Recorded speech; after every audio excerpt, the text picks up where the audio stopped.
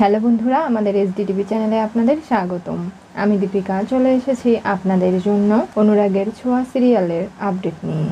দীপা বারবার সত্যদিকে বোঝায় যে তোমার জীবনে যা কিছু হয়েছে ভুলে যাও, নিজের জীবনটা নতুন করে বাঁচতে শেখো। দীপা, আমার স্বামী সত্যি একটা অমানুষ ছিল, তোমার জন্যই ওর থেকে আমি মুক্তি পেতে পেরেছি, তাই আজকে আমি সত্যিই খুব আনন্দিত। সতুমাসি, এদিকে এসো। তোদের আবার কি হলো? নিচে বসো।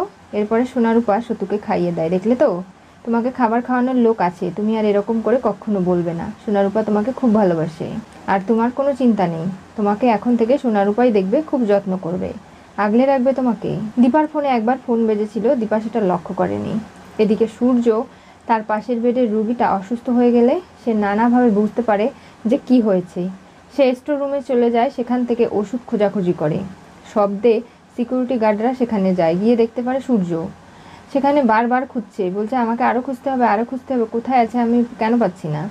সূর্যকে বাধা দেওয়ার চেষ্টা করলে সেখানেই সূর্যের সঙ্গে সিকিউরিটি গার্ডদের ধস্তাধস্তি শুরু হয়ে যায়। সূর্যের সঙ্গে পেরে ওঠে না। মিসেস দাস এসে বলে, কি হবে এবার? স্যারকে ফোন করো, স্যার অনেক দূরে আছে, এখনই আসতে পারবে না, অনেকটা সময় লাগবে। তাহলে ওই মেয়েটি উর্মি, ওকে ফোন করো। করেছিলাম একবার, ফোন রিসিভ করেনি, আরেকবার করো, বারবার করতে থাকো, যেহেতু দরকার আমাদের, ওই মেয়ে ছাড়া একে কেউ ঠান্ডা করতে পারবে না। ও সিরিজ নিচ্ছে, হাতে ছুরি, কোনো কিছু যদি ঘটিয়ে ফেলে বড়সড় বিপদ হয়ে যাবে কিন্তু। তখনই উর্মিকে আবারও ফোন করা হয়। দিবা বলে, কি ব্যাপার, এত রাত্রে কে বা ফোন করছে দেখি। তখনই ফোনটা রিসিভ করলে ওপাশ থেকে জানায় যে 40 নম্বর বেডের পেশেন্ট সূর্য খুব পায়তারি করছে, নানাভাবে এখানে অশান্তি শুরু করেছে, ওনাকে কোনোভাবে সামলানো যাচ্ছে না। উর্মি যেন খুব তাড়াতাড়ি সেখানে যায়। ঠিক আছে, আপনি ওনাকে একটু দেখে রাখুন, আমি আসছি। মা, তুমি এত রাত্রে কোথায় যাবে? আমার একটা কাজ আছে। কি কাজ দিবা? এত রাতে জরুরিভাবে বেরোচ্ছ, তোমার যদি কোনো বিপদ হয়ে যায়? দিদিভাই, আমি তোমাকে পৌঁছে দিয়ে আসি। না লাগবে না, আমি একলাই চলে যেতে পারবো। দীপা তড়িঘড়ি করে বেরিয়ে যায়। সোনারূপা বলে, মামু আমরাও যাব। তোমরা কোথায় যাচ্ছ? মাকে পিছু করতে। আমার মনে হলো মায়ের চোখ মুখ দেখে যেখানে মা যেতে চাইছে সেখানে আমাদের বাবারা আছে, আর বাবার খোঁজ পাওয়া সত্ত্বেও মা কেন আমাদের কিছু বলছে না? বাবার কি এমন হয়েছে আমাকে জানতে হবে। তাই তুমি আমাদের নিয়ে যাবে নাকি আমরা চলে যাব? না, আমি তোমাদের নিয়ে যাব। আমরা দেখতে চাই বাবা ওখানে আছে কিনা। সোনারূপাকে সারথি নিয়ে যায় তার টোটো করে। এদিকে সতু প্রার্থনা করে দীপার জীবনটা যেন গুছিয়ে দেয়, কোনোভাবেই যেন কোনো সমস্যায় মেয়েটাকে পড়তে না হয়, এত রাত্রে বেরিয়েছে। দীপা মানসিক পাগলাগাড়ি যখন চলে আসে তখনই সোনারূপাও পিছু করে এখানে চলে আসে, বলে, এখানে মা এসেছে নিশ্চয়ই, আমরা ভেতরে যাব। না, আমি তোমাদের নিয়ে যাব, তোমরা যাবে না। দীপা ভেতরে এসে আগেই সূর্য বারবার করে সবাইকে নিয়ে এমন হুলস্থুল কাণ্ড শুরু করেছে।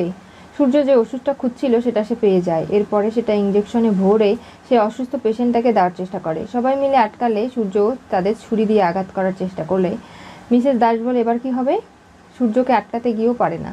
সূর্য সেই ইঞ্জেকশনটা অসুস্থ রুগীটাকে পুশ করে দেয়, আর সে অজ্ঞান হয়ে ঘুমিয়ে পড়ে। আর এই অবস্থা দেখে মিসেস দাস তো অবাক হয়ে যায়, বলে, কি করলো, কি ইঞ্জেকশন দিল, এবার সব কিছু শেষ হয়ে গেল, কি হবে এবার? সূর্যর কাছে কাউকে ঘেঁষতে দিচ্ছে না, নানাভাবে ছুরি দিয়ে সবাইকে ভয় দেখাচ্ছে। তখনই দীপা এসে বলে, আপনি কি করছেন? ছুরিটা দিয়ে দিন প্লিজ, আমাকে দিয়ে দিন, এরকমটা করবেন না। তখনই সূর্যের হাত থেকে ছুরিটা পড়ে যায়, আর সূর্য অবাক হয়ে দীপার দিকে তাকিয়ে থাকে, বলে, কি ব্যাপার, তুমি কোথায় চলে গিয়েছিলে আমাকে ফেলে? তোমাকে বলেছি না যাবে না, তাহলে কেন গেলে বলো? কোনো কথাই উত্তর দিচ্ছে না দীপা, চুপচাপ দাঁড়িয়ে সূর্যকে দেখছে। তখনই সোনারূপা চলে আসে, সূর্যকে দেখতে পায়। এমনকি সূর্যর দিকে তাকিয়ে সোনারূপা বলে, বাবা এখানে? মা তো আমাদের কিচ্ছু বলেনি। তাহলে কেন বলেনি? দীপা পেছন ঘুরে সোনারূপাকে দেখতে পায়, বলে, তোরা এখানে কি করে এলি? তোদের মামাকে নিয়ে চলে আসার কোনো প্রয়োজন ছিল না সোনারূপা, কেন বুঝতে পারছিস না? মা, বাবা এখানে কি করছে, আর আমাদের কাছে কেন বাবা নেই? তখনই সূর্য সোনারূপাকে দেখে তার মনে পড়ে, দুটো মেয়েকে কোলে নিত, তাদের আদর করত, তাদের স্কুলের ব্যাগ ঘাড়ে তুলে দিত। এগুলো দেখে সূর্যর মাথা ব্যথা করতে শুরু করে। সে মাথা চেপে ধরে আর ভাবে যে, না, আমার কি হচ্ছে, আমি এদেরকে কেন চিনতে পারছি না। সোনারূপা যখন তার বাবার কাছে যেতে চায় সূর্য রেগে যায়, বলে, সর এখান থেকে, কে তোরা, কেন এসেছিস এখানে? আর উর্মি, তুমি ওদের জড়িয়ে ধরেছো কেন? ছাড়ো ওদের, তুমি কাউকে ধরবে না, তুমি শুধুমাত্র আমাকে আমার সঙ্গে থাকবে, বুঝতে পারছো? আপনি শান্ত হন, কিচ্ছু হবে না, আপনি এরকম কেন করছেন বলুন তো? মিসেস দাস সূর্যকে বিছানায় বসায়। সে বসে অবাক হয়ে ভাবছে, আর সোনারূপাও ভাবতে লাগে। তাদের বাবাকে জড়িয়ে ধরা, তাদের বাবা রূপাকে স্যুপ খাইয়ে দিয়েছিল, সোনাকে জড়িয়ে ধরেছিল। তাদের বাবা খুব শান্ত সুবোধ। এরকমটা কি করে হয়ে গেল, আর কেনই বা এরকম আচরণ করছে মা? দীপা কোনো উত্তর দেয় না। মিসেস দাস এসে বলে, কি ব্যাপার বলো, ওদের বাবাকে? এই পেশেন্টটাই কি সত্যি ওদের বাবা? তুমি কেন বলছো না উর্মি? আর এই সব কিছু কিন্তু লুকিয়ে তুমি একদম ঠিক করোনি। তুমি ওদের বাবার পরিচয় দাও, তা না হলে কিন্তু খুব খারাপ হয়ে যাবে। আচ্ছা, তুমি যখন বলছো না চুপচাপ, ঠিক আছে, এই তোমরা বলো তো, ওই লোকটা কি তোমাদের বাবা হয়? সোনা বলে, হ্যাঁ, উনি আমাদের বাবা। রূপা বলে, আমাদের বাবার মতো দেখতে। কিন্তু উনি আমাদের বাবা কি করে হবে বলুন তো? আমাদের বাবা খুব শান্ত। আমাদের দুই বোনকে কোলে তুলে একসাথে নিয়ে আদর করতো, একসাথে ঘুম পাড়াতো, কখনো আমাদের জড়িয়ে ছাড়া থাকতো না। আর উনি আমাদের বাবা হলে এরকম দূর দূর করে আমাদের তাড়িয়ে দিত? দূর করে দিত? কখনো না। আমাদের কাছে টেনে নিত। উনি তো আমাদের চিনতেই পারছে না, তাহলে উনি আমাদের বাবা কি করে হলো? দিদিভাই বলে যে আমার বাবা আমার মতো দেখতে হয়েছে, আর আমার বোন আমার মায়ের মতো হয়েছে। তাই বলি আমাদের সঙ্গে কোনো মিল নেই ওনার। আমরা তো শুধু দেখতে এসেছিলাম যে আমার বাবার খোঁজ পেয়েছে কি না আমার মা। আমরা তো ওনাকে খুঁজতে এসেছি, তাই। মিসেস দাসের খানিকটা খটকা লাগে। বলে, এই লোকটা এমনভাবে ইঞ্জেকশন দিল, আবার এদের বাবাও ডাক্তার, বলছে যে খুব নামি দামি ডাক্তার, জীবনে ফার্স্ট হতো, কখনো সেকেন্ড হয়নি, মানুষকে খুব ভালোবাসে, অনেক রুগীদের ট্রিটমেন্ট করে সুস্থ করে সারিয়ে তুলেছে। হিসেবটা কোথায় যেন এলোমেলো গন্ডগোলে মনে হচ্ছে। দীপা বলে, সোনারূপা, তোমরা এখানে আসা ঠিক করোনি, তোমরা বাড়ি চলে যাও সারথি মামার সাথে।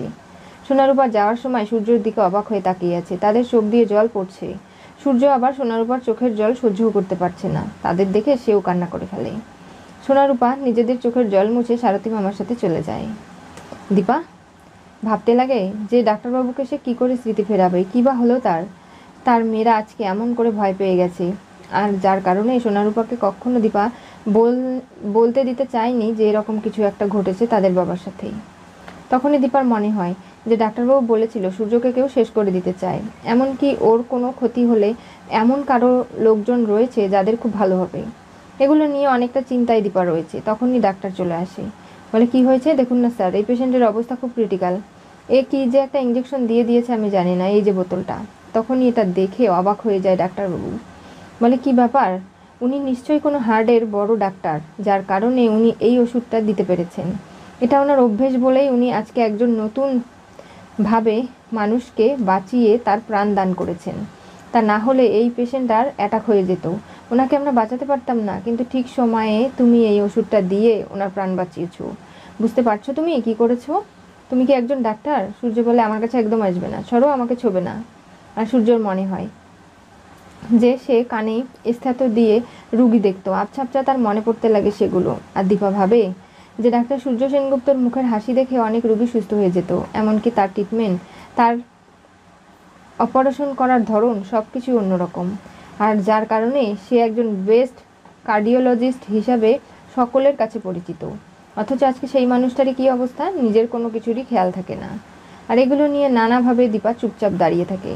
আর তখনই মিসেস দাস বলে, স্যার, উনি খুব এখানে ঝামেলা করছেন, ওনাকে এখানে রাখা যাবে না। উনি যা কিছু করছে তাতে করে আর কিন্তু আমরা সহ্য করতে পারছি না। প্রতিনিয়ত এরকম ঝামেলা মেনে নেওয়া যায় না। এই বলে মিসেস দাস সূর্যকে অন্যখানে শিফট করানোর কথা বলে। দীপা বলে যে না, উনি কি এমন করেছে যে ওনাকে শিফট করানো হবে? জানো তো উর্মি, আমি আজকে শিওর যে উনি একজন ডাক্তার, যার কারণে উনি এর আগে প্যারাসিটামল জ্বর এসেছিল লিখেছে, লেখাও খুব সুন্দর। আর আজকে এই ইঞ্জেকশনটা পুশ করে এটা প্রমাণ করে দিল। তাই ওনার পরিচয় জানতে আমার বেশি সময় লাগবে না। উনি যে একজন ডাক্তার, ওনার খোঁজ বের করা খুব সহজ হয়ে যাবে আমার কাছে। আর এই সমস্ত কথা শুনে দীপা ভয় পেতে লাগে।